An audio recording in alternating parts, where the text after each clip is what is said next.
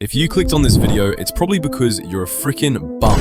You're ass at basketball, you can't get by a defender, you definitely can't shoot, you can't get minutes, and your athleticism is buns. But lucky for you, I've studied the top high school players and I'm going to show you exactly what they do to dominate. Step 1. Stay in attack mode. The difference between good players and great players is simple. Great players are always in attack mode. The moment you touch the ball, if there's a gap, an opening, or a shot, you take advantage of it. Being passive doesn't make you smart, it makes you invisible and it hurts your team. Constantly attacking puts pressure on the defense and creates gravity. Defenders start realizing you're the problem, which leads to help side defense, doubles, and rotations. That's when the floor opens up for your teammates, and if you can make the simple read and pass, your stats go up without forcing anything. What I want to see is you attacking every closeout, every mismatch, and every transition opportunity. When your teammates match that aggression, you stop being just another player and become part of a unit that defenses actually have to plan for. Attack mode doesn't start on the court though, it starts in the mind. If you hesitate, second guess yourself, or play scared of mistakes, you're not really attacking, you're just moving with no purpose. Confidence isn't something you're born with, it's a decision. If you've put in the work, you need to walk onto the court believing you're the one people should be worried about. Stop thinking you're being hunted and start thinking you're doing the hunting. That internal shift shows up in your body language, your pace, and your decision making. And when it's paired with real skill, it makes you dangerous.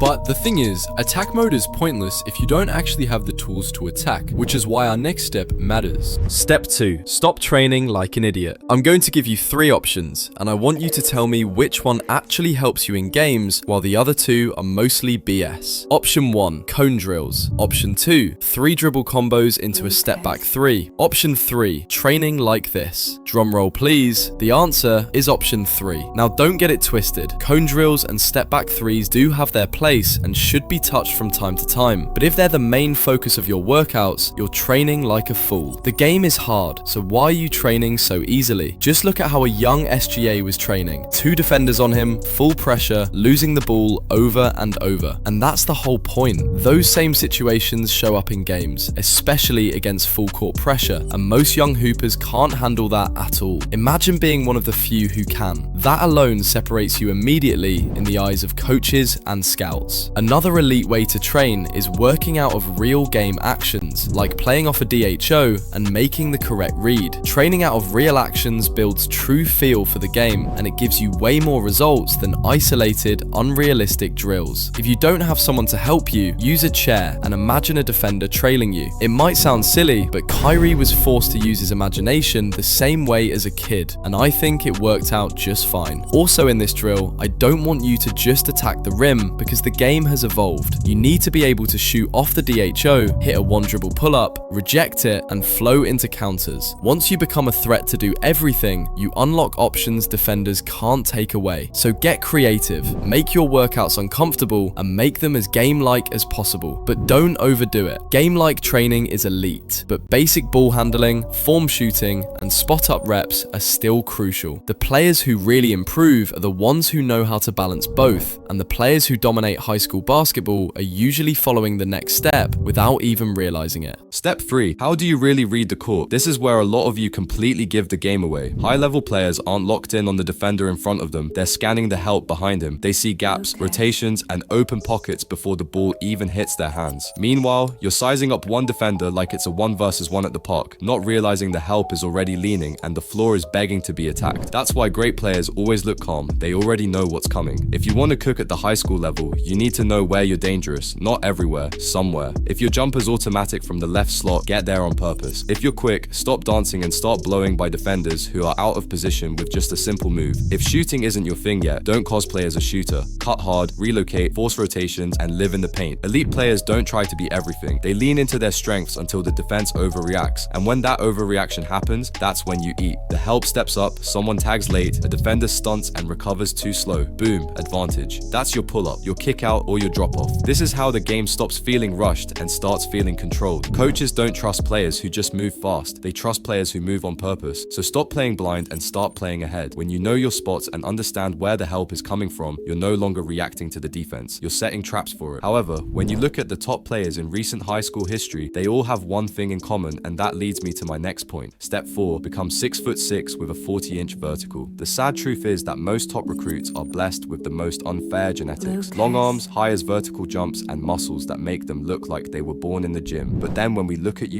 we question where it went wrong. I'm such a fat fucking chud. This is why I'm going to help you reach your athletic goals so you can dominate everyone around you. Quick disclaimer though, you can still dominate while being short. It just makes it easier when you're blessed physically. First, you need to be faster, stronger, and jump higher. And we can do this by building fast twitch muscle fibers. Fast twitch muscle fibers are what drive real basketball athleticism. Your first step, your vertical, your ability to stop, start, and change pace are all boosted by fast twitch fibers. And elite players aren't just born with them, they've trained their nervous system to actually access them. These fibers only respond to high intensity, and short explosive efforts, not slow reps or endless sets, which is why true athletes focus on sprints, jumps, plyometrics, Olympic-style lifts, and powerful single-leg work. This could include short rest sprints, hill or resisted sprints. Also, Bulgarian split squats, trap bar jumps, and single leg RDLs to build that single leg bounce. On top of this, add pogo jumps, depth jumps, and broad jumps with violent intent and quick ground contact for that lightning quick first step. This is how real athletes train for explosiveness, but now let's go into how you can grow taller. Step 5, it's time for you to grow Negro. This isn't about extreme hacks, it's about creating the right environment for your body to grow the way it's designed to. Around 90% of your daily growth hormone is released during deep sleep, especially in the first 2 to 3 hours after you fall asleep. So staying up late, scrolling all night, or sleeping randomly is basically turning off your growth potential. Just like lifting without recovery won't build muscle, training won't help your bones grow if your sleep is inconsistent. On top of sleep, high intensity training, sprints, explosive jumps, heavy compound lifts, fast powerful movements naturally spikes growth hormone, even in short 20 to 30-minute sessions if you're consistent. But none of this works without proper fuel. Your body can't grow on vibes alone. It needs protein, healthy fats, and minerals like zinc and magnesium. Eating trash, skipping meals, chugging sugary drinks or energy drinks, living stressed, overtraining, drinking alcohol, or smoking all suppress growth hormone without you realizing it. Nutrition is what lets your body respond to the signal. Calcium builds bone, vitamin D helps absorb it, protein strengthens the collagen framework, magnesium and zinc support recovery, sleep, and hormones. Healthy fats keep cortisol low, and vitamins K2 and C help guide calcium into strong, durable bones. Eating perfectly can be expensive, especially if you don't control groceries, which is where supplements can help as a backup. Things like L-arginine plus L-citrulline for blood flow, L-ornithine for recovery and sleep, and ashwagandha or maca for stress management can support the process. I've linked options in the description. Not sponsored, just trying to help, but I won't complain if brands want to pay.